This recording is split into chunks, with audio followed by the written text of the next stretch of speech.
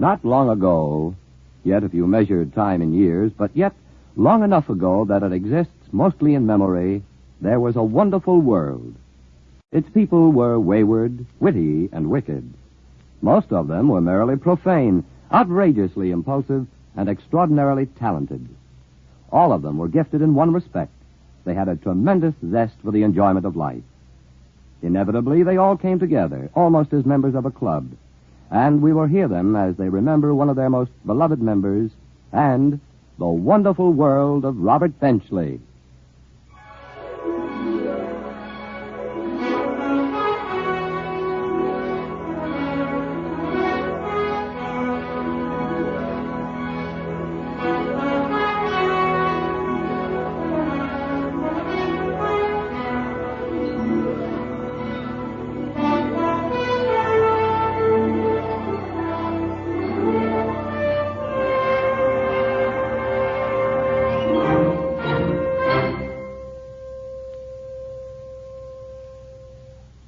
This is Biography in Sound. Tonight transcribed, The Wonderful World of Robert Benchley. Benchley was a part of a great many people. And thus, to a rare degree, people of all kinds felt that they had a peculiarly personal share of him. He had enough warm friends to garnish and decorate 9 lives. Bob, on walking into any room, made people happy. But he did not like a certain attitude that sometimes people in a room would have towards him, which was sort of be funny at once. I never saw him do anything cruel in his sense of humor. It was always gentle and kind. If anybody was the butt, it was himself rather than any individual. He had a wonderfully delicate and sympathetic understanding of our own frailties. And yet somehow he always identified himself with them, so that you were sharing something. He could not be alone because he was too sad. And I knew that. That's why he was so helpful towards anyone. You could say a million kind things about him. Benchley underestimated his own abilities. He underestimated the quality of his work. He had true humility, and he was really great.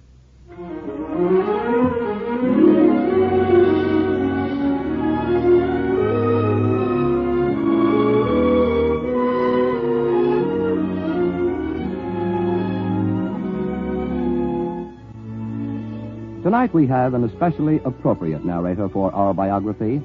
He is the author and the playwright whose recent biography of his father is a fresh and fascinating picture of one of our greatest humorists. Here is Robert Benchley's eldest son, Nathaniel Benchley. Probably the thing we'd better straighten out right off the bat is what to call my father. He had lots of names. Gramps, Robert, Bob, Bobby, Fred, Bench, Fluff, Chub. But for the next hour, just to keep straight whose story this is, I'll refer to my father as Robert Benchley. A good place to start might be the day he was born. That was September 15th, 1889. The place, Worcester, Massachusetts. As a boy, he was gay and comical. Often used to amuse his classmates by illustrating the textbooks in school. And if the drawings weren't bad, they also weren't very good. Everybody looked Irish, even the Romans. He was interested in acting and would serve as an extra when some repertory company was in town. And he often made as much as 25 cents a performance. Sports, no, although he was a loyal and enthusiastic fan. Mostly he studied and read everything in sight. In 1907, in his junior year in high school, he transferred to a private school, and there he met a classmate who became a lifelong friend, Oscar Hauserman. I first met Benchley in my senior year at Exeter Academy. He was there just for that year. He wasn't so very well known. He was a rather shy sort of fellow, a little taller than average height, slender, and wore a high collar that reminded you of Herbert Hoover. He came down to Harvard, unknown, shy, with a vague idea that when he finished college, he'd like to go into social service work. He was a serious reader. He didn't drink or smoke, and started in at the as an unknown freshman. But in rather short due course, certainly by the time he'd gotten well into his sophomore year, the classmates began to realize that Benchley was in a class by himself. All classes at the college, the hellions and the good boys who made up the majority, and the Phi Beta Kappa men all regarded Benchley as something special. In other words, there was the one and only Bob Benchley, no one like him. He was very popular because he had a happy disposition, and he was very genuine in making you feel that you were much funnier than he was. And that was natural and real. In due course, he made, as we say, the Lampoon. And he became president of the Harvard Lampoon. And at least 3 of the issues the Lampoon during his presidency went into a large number of extra editions. They were unusually amusing and received national acclaim. And it was his regime that put the Harvard Lampoon back onto its feet. Another long and exceptionally rewarding friendship was formed when Benchley met Julius Williams, who was later to illustrate all of his books. Mr. Williams recalls, I first came to know Benchley at the Harvard Lampoon. He had a gift for comic expression and comic action, and his drawings were not like anyone else's, and they were always funny. One day he did a dinky little drawing, and they ran it on the cover, perhaps 3 inches square. Another classmate at Harvard, Paul Hollister. It showed a silly little pie-faced scholar, a little Rollo in a roundabout cloth hat, walking a path which makes a detour around a big fat rock. Little Rollo has paused, and he says, in effect, how fortunate that the glacial activity deposited this boulder at the side of the path. Probably 90% of Harvard decided that the Lampoon had really outdone itself in obscurity. But to me, that picture says that all the obstacles, the glacial obstacles in the path of Bob Benchley's own career, were actually deposited at the side of the path he chose. He made a new sort of path, one that got around stuffiness and stupidity and avarice and fake and bad taste. On the Harvard Lampoon, Ralph Benchley distinguished himself primarily as a cartoonist, and drawing really was his first love. He considered himself an artist rather than a writer. Julius Williams tells us, What really happened was that his turning from drawing into writing was an entirely natural process that evolved of itself. His early contributions were entirely those one-line jokes that usually consisted of 2-3 words. Gradually, you'll notice if you look through those old volumes how the captions began to get longer. I remember there was one of a customs inspector inspecting a traveler's trunk, and the line was, Inspector says, you say you have nothing dutiable to declare except wearing apparel. What do you call these bottles of whiskey? And the inspected answers, nightcaps, my good man, nightcaps. But that was, Benchley was on his way as a writer. From then on, the captions took over and the drawings began to be of minor importance. In the spring of his senior year at Harvard, Robert became engaged to Gertrude Darling. They had known each other since they were 8, and even as children, Robert made his intentions clearly known. Once in Worcester, he and a friend were standing on a street corner, and Gertrude walked by.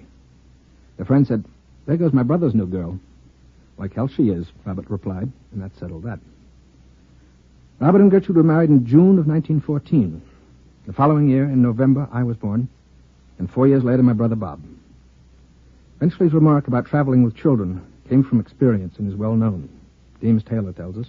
In America, there are 2 classes of travel. First class and with children. Travel with children corresponds roughly to traveling third class in Bulgaria. And he also adds that Bulgaria is supposed to have the worst train system in the world. As the boys grew up, Benchley was only a moderate disciplinarian. Once when my mother told him I was failing mathematics at school, he replied, if he passed it, he'd be no son of mine. And my brother recalls, the only bit of discipline that I remember his giving either my brother or myself occurred when we were fairly young, and we'd been in the habit of biting our fingernails for a number of years. And my mother finally gave up on her end of the discipline and decided it was time for my father to take over. And he ushered us into a back room and made both of us extend all of our fingers, saying, let me see those nails. And after close inspection, he put out one of his own and said, see if you can bite one down as far as this. Now, we knew perfectly well what he meant, and it worked for several weeks. One of Benchley's earliest jobs was a reporter on the New York Herald Tribune. He was, as he put it later, the worst reporter even for his age in New York City. The trouble was that he just couldn't bring himself to ask people things he considered none of his business. Happily, after 3 months, he was transferred from the daily paper to the Sunday magazine section. And there he fell into exceptionally good company. James Taylor speaking. I first met Bob Benchley in 1916, when the two of us were the staff of the then newly organized Sunday magazine section, consisting of 4 pages, now better known as This Week. We were presided over by Art Falwell. Well, he was our boss. I don't know what his title was. He has been doing, incidentally, the text for Mr. and Mrs. for the last 30 years. Our duties were to read proof, make up the Sunday section, get illustrations, and write one funny piece a week. Well, Benchley and I worked out a system of that. We'd write our funny piece and then read it to the other. And if you got one laugh, and then it went in. If you didn't get one laugh, it was thrown out and you had to do another one. The deadline for the Sunday magazine section was Thursday morning at 5 o'clock. And, of course, we had all week to work on these pieces. So you can readily understand that we started to write about 4 o'clock Wednesday afternoon, and sometimes managed to end about 1 minute past 5 Thursday morning. I must say it's a hilarious experience. They let us do almost anything we chose. The Benchley of those days was so utterly different from the Benchley that we knew him last. Believe it or not, he used to carry around a little black notebook. And he'd open it, and you'd see carfare, 5 cents, paper, 1 cent, lunch, 65 cents. He kept care of every cent. And he didn't smoke, and he didn't drink. Altogether, I think Benchley was one of the most loved men that I've ever known. I can't imagine anybody being mad at Mr. Benchley. And Mr. Benchley, by the way, was the way all his intimates addressed him. Nobody ever called him Bobby, except people whom he didn't know very well. Supervising this crew was the job of Arthur Falwell. My job was really to assemble the section, put it together every week, to get artists and some writers. Naturally, we found that Benchley was one of the best. We had at that time quite a staff, that is, a small staff, James Taylor, Irwin Edmund, and Bob. He had a way of writing things such as this. He wondered if anybody ever really was found who was paged in a restaurant. When some boy would come through and say, call for Mr. Umlaut, call for Mr. Monhagen, so-and-so. And Benchley said, I wonder if anybody ever finds that man. So one week's assignment was to go around following that boy, see just whether he ever caught up with this inquiry. Sometimes he did. And anyway, it had made a good piece of nonsense. Benchley was excellent at that sort of thing. Benchley never showed his serious side. At least if he did, that never was shown to me. Mm-hmm. He had a laugh which was absolutely beyond compare. And it was a great, big, deep, roistering laugh that would take you right off your feet. In addition to his work at the Tribune, Benchley would occasionally sell a piece to Collier's or Vanity Fair. It was at Vanity Fair that he got his first experience as a theater critic. Of Benchley as a critic, Miss Patricia Collins recalls, He never said a hurtful thing about an actor.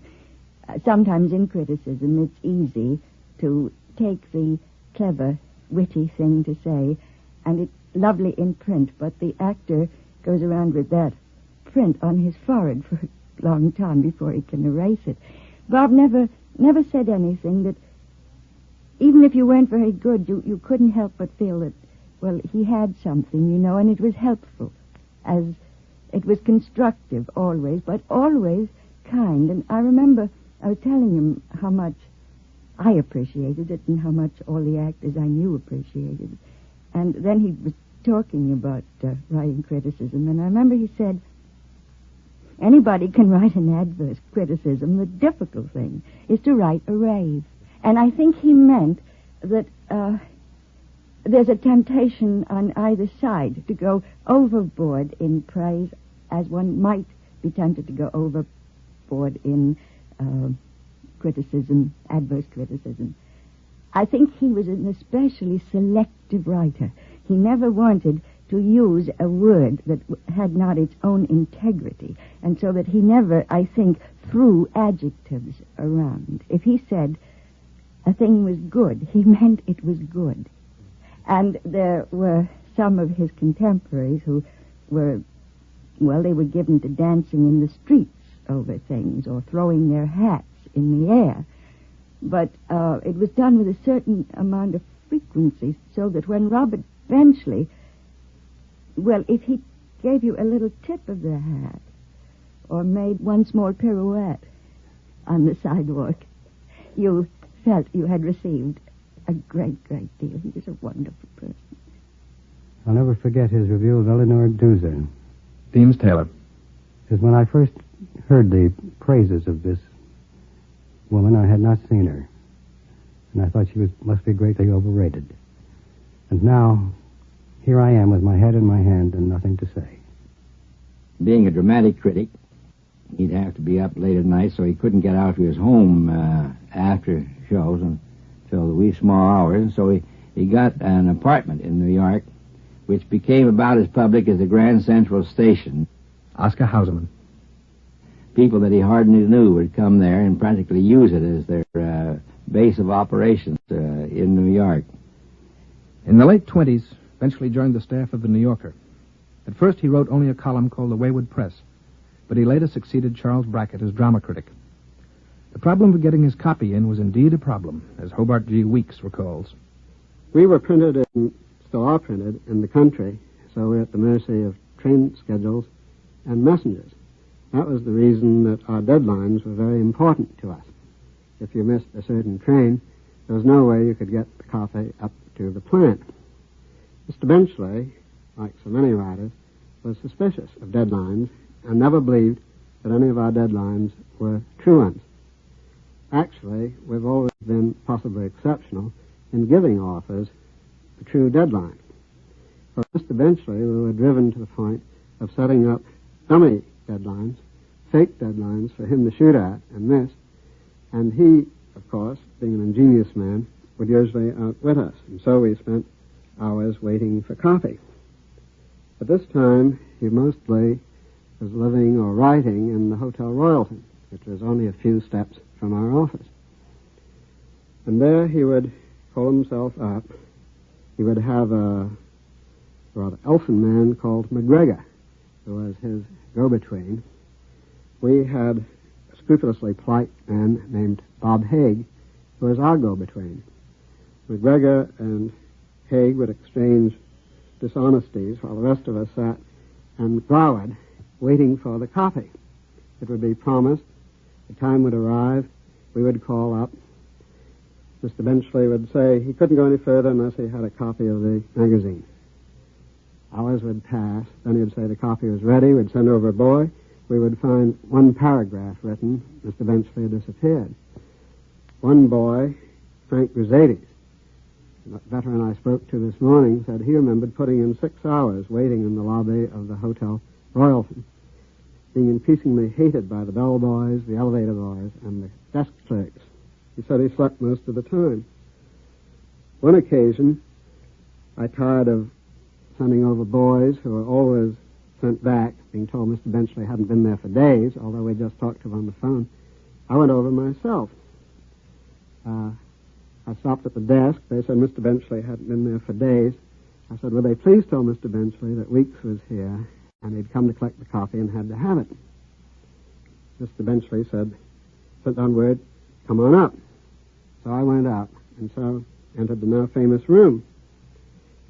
I've been asked to describe the room many times, and because of what occurred, I've never been able to as clearly as I would like to. I remember there was a small lobby in which Uncle Bob greeted me with all signs of delight. The copy, he explained, wasn't quite ready, but he would finish it if I would have a seat. The room looked to me like a room of a freshman at Harvard, I would think, in the period of about 1910. It was rather bleakly but thoroughly furnished. There was a table in the middle on which there was a pile of vie Parisienne. There was a sort of couch on which there was a banjo. He asked me to sit on the couch, brought out scotch, water, and ice, told me to make myself at home, and went off in the corner and began writing his piece. I got into the vie Parisiennes, and I'm afraid also into the scotch. And as a result of all this, in the end, when I returned to the office, the question was no longer why was Mr. Benchley late. The question was where on earth had I been all this time. He was ingenious in leading people astray that way in order to avoid turning in his copy himself or fulfilling a commitment which he didn't wish to keep at the moment. How come he wasn't fired if his copy was that hard to get? The real reason we spent so much time worrying was that we wanted his copy. It was without parallel. It was, in fact, superb. And any time we had either a wayward press or a theater, or preferably both, we knew we had a good issue of the magazine. The 1920s were, for people in Benchley's general category, a vibrant and exciting time. There was an air of daring and rejoicing and rebelling. There was a period of group activity. And one such group to which Robert Benchley belonged was the famous Round Table, which had its headquarters at Frank Case's Hotel Algonquin. One member of that group was a young actress named Peggy Wood. In the 20s, then, there was a great boiling up of talent, of literary talent. And it was the renaissance of poetry. And it was the dramatic criticisms were excellent. And there was a real flair, a release, I think, after the war, which did not come quite so much after this war.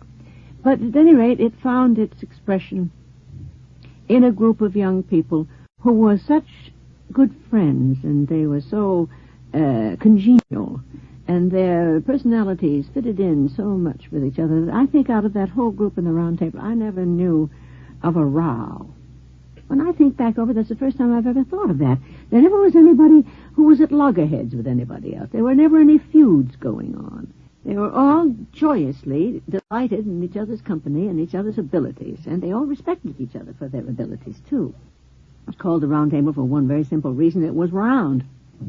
And it had started out as a sort of longish table in the corner of the room, and there's where I was first introduced to it, and I was the only woman there for a long time.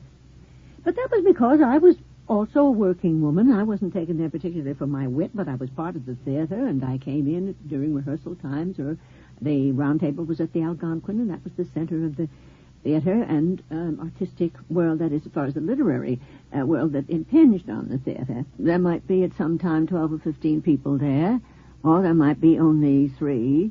Nobody ever made a luncheon engagement. You came in if you were in the vicinity, and you sat down to listen to what was going on and the latest talk. I won't say gossip, because gossip columns hadn't begun then, and what went on in the way of talk was literary theatrical gossip and musical gossip, press agent gossip.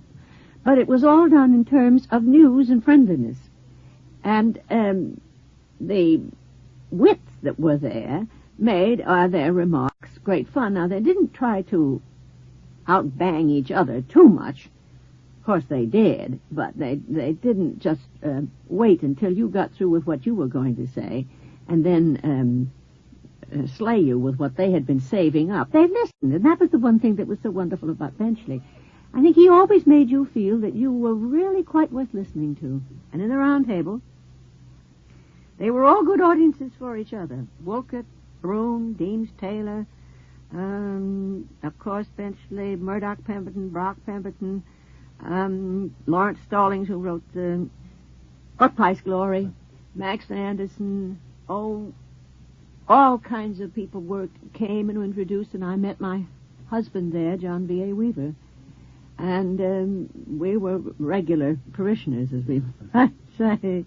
The remembrances crowd in, yes, but they crowd in with mingled delight and regret, because it is heartbreaking to think that I shall not see that merry face again. That the thing that impressed me then, and always did impress me most about him, was his gentleness, his kindliness, and his very warm and loving heart. Of course, we all knew he was funny, and we adored that, but he had all these other attributes that don't always go with wit. His wit can be quite sharp and ruthless at times. One time, the Round Table group decided to put on a play, which they would write and act in themselves, and to which they would invite their friends, most of them theatrical professionals. Since the Round Tablers couldn't guarantee the quality of the performance, they said that they themselves would buy the seats and give them out to their friends. Benchley was called on to do a skit, but forgot on his way to the rehearsal that he had planned nothing, so pretended he had misunderstood. And when he got to rehearsal, he got up and gave a parody of a treasurer's report. It worked so well that they included it in the show. And in the audience that night was Irving Berlin. I told Sam Harris about it. Sam said, let's try and get him for the next Music Box review. I spoke to Benchley about this, then went off to Atlantic City to work on the show. In a few days, I got a note from Bob saying, in effect, Dear Irving, I've considered your offer and will go in the next Music Box show, but my salary is $500 a week. Incidentally, you and Sam would be very foolish to pay it. Of course, Sam and I were happy to pay it, and Bob was not alone one of the best-liked members of the cast, but was one of the real high spots of the third Music Box review. And that was how Benchley the cartoonist, the writer, and the critic became Benchley the actor. He was a delicious actor. He was unique, you know. Margalo Gilmore. I think he enjoyed acting. I think it was a release to him from the organized life of a writer, which has to be more or less always on its own and by itself. And he liked the camaraderie of the theater. And, of course, he liked the fact that he was a great success at it. It was a nice combination, too.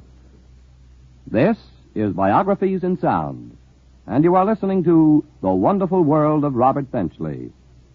Part 2 will continue after a 10-second pause for station identification. The Wonderful World of Robert Benchley, Part 2. Tonight's Biography in Sound. During the 20s along 49th Street, where the RCA building stands today, there used to be a fabulous street called Speakeasy Row. Speakeasy was not only a place to drink. It was a kind of club, a place to meet your friends, a place that gave you, in a certain sense, a feeling of belonging. As Lois Long recalls, Tony's was a little bit of a basement joint, but it was tremendously popular with young actors and actresses like Libby Holman, who was starring then in the little show, and Alice Brady used to come in, and Dwight Deere Wyman, and of course Benchley was there, always the center of some mad frolic or other. It was quite a place. It was much more social to be unhappy in your club, and everyone had a club, and I think it's a great loss that everyone doesn't have one now. the host at this particular club was a restaurateur named Tony Soma. Tony? Mr. Benchley to me was always, I would say, a friend, not just a customer, because he had taken a habit ever since 1976. It wasn't a single day that he would not come in. Especially, he would never go to bed unless he has paid a visit to our club. Not because of myself, but because I would say the people he used to work with, all the family of the early New Yorker, the founders of the New Yorker, the Tysons, Peter Arno, Lois Long, who became Mrs. Arno, Harold Ross. Thurber. Dorothy Parker was a member of that company, and Connolly, and Ogden Stewart, Brune, of course, theatrical people they used to meet there. And he was very always upset if ever those actors and actresses that he used to meet there, he had to say something unpleasant. He always managed more or less whenever he reviewed a play, a musical comedy or drama, he always managed to say something worthwhile. That is, he never blamed the play or entirely the play as being no good or the producer being wrong or anything. He always found ways and means to say something pleasant. He was a humanist. Another old friend of Benchley's was this familiar voice. This is Jimmy Durante, folks. I first met Robert at the Club Durant in New York City, right off Broadway on 58th Street. And that started off a fine friendship between Robert and myself. I used to always go to Robert for advice. Anything that I'd do, I'd go to Robert and see if it was the right thing to do, and he would always come through. Robert at that time came up there, and I'll never forget the first write-up that he gave us. I think it was in the Bookman. And the three of us tried to understand what he wrote. The words were so big that we put an ad in the paper. We put an ad in Variety, at least, asking Robert, was it a knock or a boost? And he came up that day and he explained it all, and it turned out to be the greatest rave Clayton Jackson or Durante ever got. Often the sound of a boat's whistle was enough to prompt Benchley into a trip to Europe. He might be going down to the dock just to see friends off and end up going along for the ride. He loved boats, probably because they contrived against him far less than most means of transportation. On one of his impromptu European jaunts, he met the motion picture director and producer Louis Milestone. On the return to New York, he invited me to come to see him. He lived at the Royalton Hotel, and anybody who knew Bob Benchley knew the Royalton Hotel and knew this fantastic suite of rooms that he had in this hotel. On an afternoon in Mr. Benchley's suite, you could meet Jock Whitney, Ernest Hemingway, or you could meet Mike Romanoff, who is now a very successful restaurateur. This is the room in which he lived, the suite in which he lived. This is where he worked. An anecdote about Benchley comes to my mind. He detested birds, and very often he would work in his living room in the Royalton Hotel, and if a little robin would sit on the window, Benchley would start a whole feud with him. When I asked him once why he disliked the birds, and he said, because this little robin is a very fresh bird, and he says, he sits on the window and interferes with my work. And if I say to him, go away, do you think he'd go away? No. He jumps into the middle of the room, puts his little hands behind his back, advances menacingly, and says, what did you say? He says, that's the robin for you. Another person he met in the 1920s was that bon vivant of dubious royalty, Prince Michael Romanov. Wherever he was, many people would gather around him, anything from 5 to a dozen. At those times, Benchley was the listener rather than the talker. And he had an infectious laugh, which pleased his listeners. At other times, where there was only 2 or 3, then he would talk, and they were mostly close friends. Another of the merry group was Gene Fowler. I suppose all writers have feelings toward their craft and their own attitudes, and I think, and a great many others think, that if you don't approach it with humility, that you don't have a real flair for writing. Now, there are men who act in an arrogant fashion, but I think that's a cover-up. I believe that any man who sits before a blank piece of paper has a form of stage fright. It's a horrible thing, especially if your mind is blank, too. But Benchley wrote slowly and thought carefully when he wrote. To read what he wrote, it sounds as if it just tripped right off, but he was very careful. I think that he wanted to write things other than the comic. I believe that what he did was eminently fine and great, no matter what his secret yearnings or doubts were, because his copy is beautifully done. People look at the wit and they overlook the fact that it's well constructed and real and basically honest, if we may use that term in comedy, although he verged on travesty underneath it was a great deal of feeling. And I don't think he was always gay. I don't think anyone is always gay. I think he kept that face to the world, and I think he was conscious of the fact he was regarded as a wit and had to say something funny all the time. Well, he wasn't always saying something funny. He was a deep-feeling man, had great convictions, and at times in crusades took firm stands whether they were popular or not. Just about everybody who knew him has his favorite Benchley anecdote. Mrs. Nicholas Luddington recalls the turmoil he would cause at the Bankers Trust Company. He was sitting in a restaurant with a gay little group and found that he was without any funds to pay for the drinks that were being served. So he called for a check, and on the check he wrote, "Dear Bankers Trust, I love you," signed Peter Rabbit. The check, incidentally, went through, and he had it framed in his room at the Royalton Hotel. An encounter with another bank brought about this Mark Connolly story. One time, I'd spent the night with him up in Scarsdale. And in those days, his income wasn't very large. And he wanted to meet some forthcoming impending obligations, I think some payment on the house or something. And he went over to the Scarsdale Bank, and I just trailed along and happened to overhear all this. And he walked in and quite easily got a loan, I think, of about $5,000. Somewhat to his surprise and relief.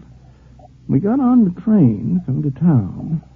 And Bobby began musing about this, about how easy it had been. And he called on me to recall how he had simply shaken hands with the president of the bank and told him who he was and how the loan had been given him. Very little paperwork. And finally Bobby says, "I wonder if that bank practices its business as loosely as that generally. I wonder whether it really does. What do you think?" And we finally agreed that it must be a pretty shaky institution, if they were taking such wildcat chances as that. So Benchley went out the next day and took his money out. The one thing Robert Benchley wanted more than anything else was to be a good, serious writer. Until his death, he collected voluminous notes on a project which he always considered his serious work, a study of literature during the Queen Anne period, but it was never completed. It was never even started, really. Possibly because at one point he was writing 3 syndicated columns a week, doing the theater reviews for the New Yorker, appearing in a weekly radio show, and making shorts and full-length pictures in Hollywood. He was tagged as a funny man, and a very funny man he was, in an entirely original way. Deems Taylor. It's hard to analyze Benchley's humor because you can't pin him down. Generally speaking, I'd say that he lets you anticipate something and then destroys the anticipatiousness, or double-crosses you. There's always the extreme element of shock and surprise, and also delight. And he was equally funny in all branches, even for the titles of his book.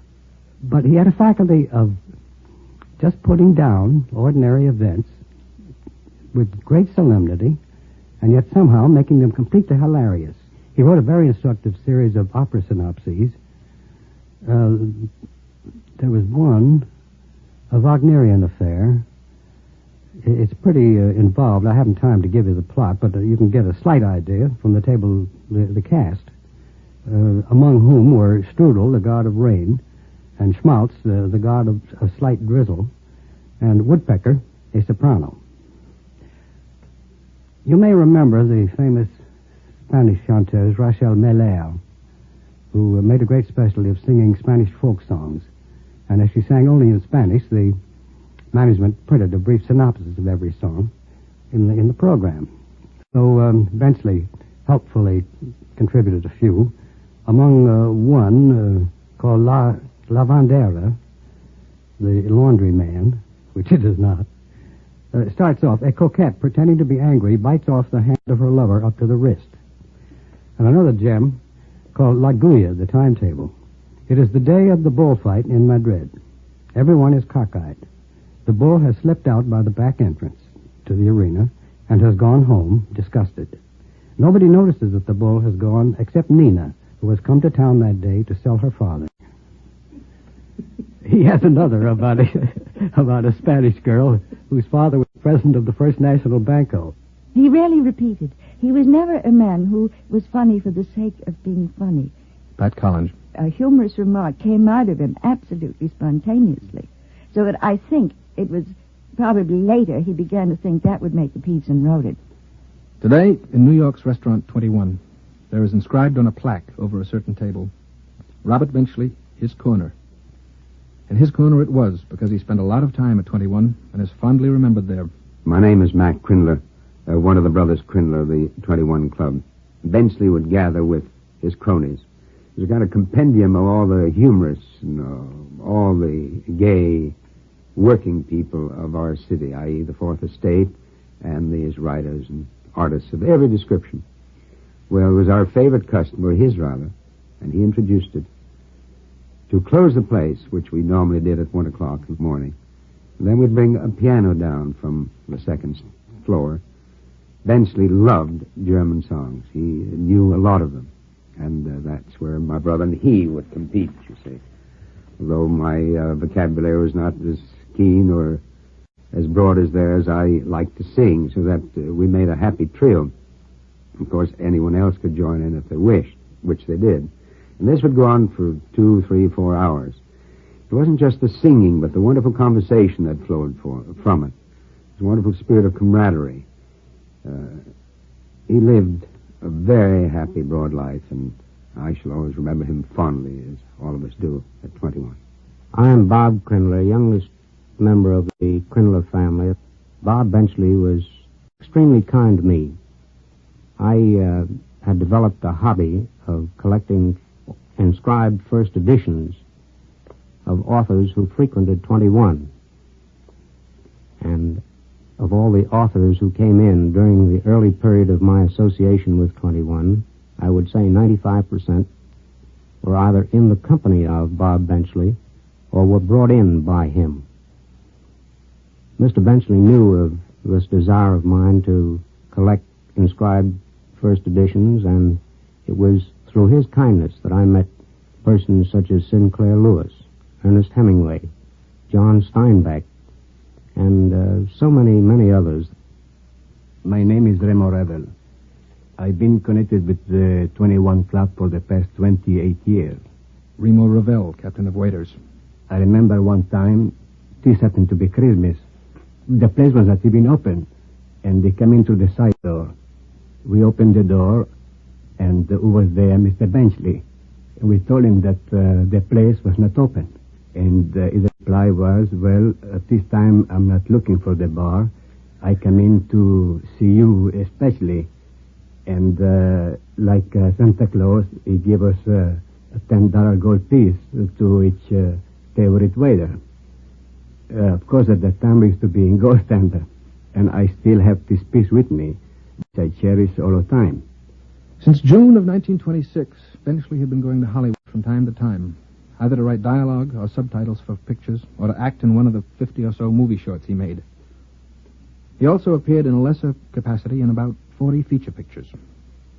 He set up housekeeping in a place with the improbable name of the Garden of Allah on Sunset Boulevard. Paul Hollister recalls visiting him there. The years the man lived in Hollywood, I saw something of him, as the saying goes. He lived in a sort of Moorish cement palace on Sunset called the Garden of Allah. He always kept a large suitcase packed in his bedroom, ready for instant flight from Allah to New York. Many think of Benchley as that funny fat man whom they saw being awkward in the movies. His first movie, which, by the way, was the first film ever made in which the human voice was heard for more than 1 minute, coming from a person on the screen, this is the treasurer's report, I asked whether he would go back to the New Yorker to review shows. Oh, God, no, he said rapidly in that nice, flat Worcester dialect. Wolcott Gibbs is doing far better, so far better than I ever could. This is the same Benchley of whom the famous Copy, Professor Charles Townsend Copeland of Harvard, said, "Watch him. Read him. He is the most diabolically skillful critic of our time." Crossing Sunset Boulevard is a hazardous expedition for anybody. It was especially perilous for Benchley because traffic plotted against him. Margot Gilmore remembers how he solved this particular problem. Well, this was a big problem in his life when he lived out in Hollywood at the Garden of Allah. And he had some friends who lived right across the street in the Chateau Marmont. And he used to want to go over and see them, but he was scared to death to cross Sunset Boulevard with the cars racing down. So he used to call a taxi and tell the taxi to take him to Ciro's. He'd tell the taxi driver he had a friend in the bar who was waiting for him. Then he'd get out, go in, come out again, and tell the taxi driver that his friend had left, and had left where to pick him up at Chateau Marmont, and that's how he crossed Sunset Boulevard. And I don't blame him much. I've often thought I'd like to do it that way. In addition to his acting and his writing, Robert Benchley was a frequent guest on radio programs. Here's a typical recording of one of his guest shots.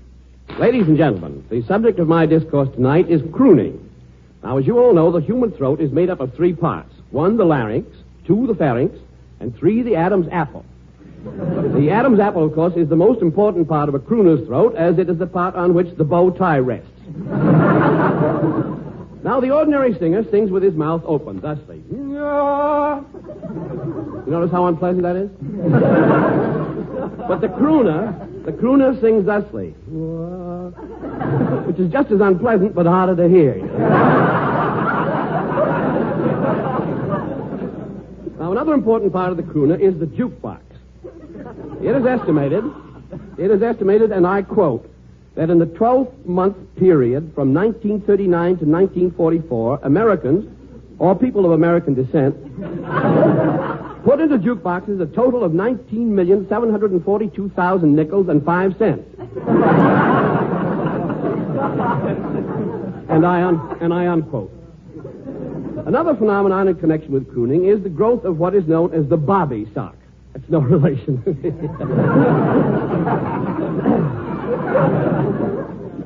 In line with this, the noted psychologist at the Psychology Institute, Psychology, Pennsylvania,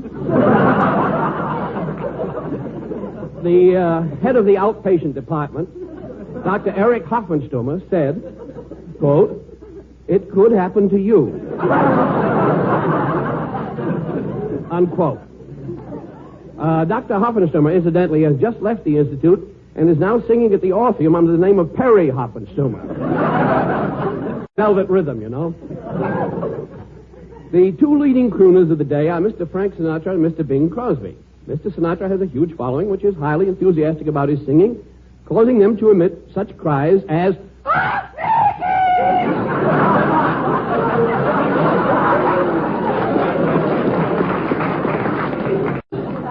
Now, I have here a chart which I have just run off on my automatic pencil. Here is a red line which begins at the figure 100,000 and ends in July. From July to 200,000, we have a blue line, which is joined at point X here by another blue line, whereupon both blue lines curve back into the red line, and here we say bye-bye blues.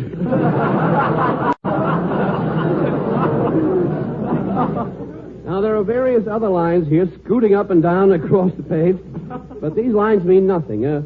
They're left over from an old chart of mine on birth rate and maternity wards. One evening in November of 1945, Robert Benchley attended a dinner party at the home of his friend, Mac Crindler. It was towards the end of the dinner, and he excused himself and was gone for some little time when Nat, his son, who was at this dinner, became concerned, of course, went down to find out what happened to Bob. He came back and said that it was required that Bob would be taken to the hospital immediately. John McLean was also one of the guests, and Nat took Bob to the hospital. We finished our dinner and then proceeded to the hospital, where we were advised that he was desperately ill. He died at 6 a.m. on November 21st.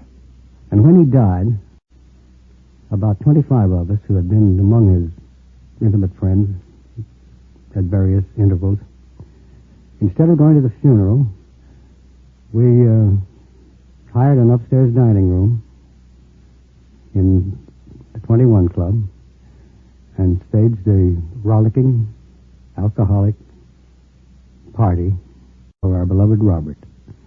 And I'm sure that he had a good time. He died much too soon for anybody's use or purpose. With all his sadnesses, his path was really a magnificent meander.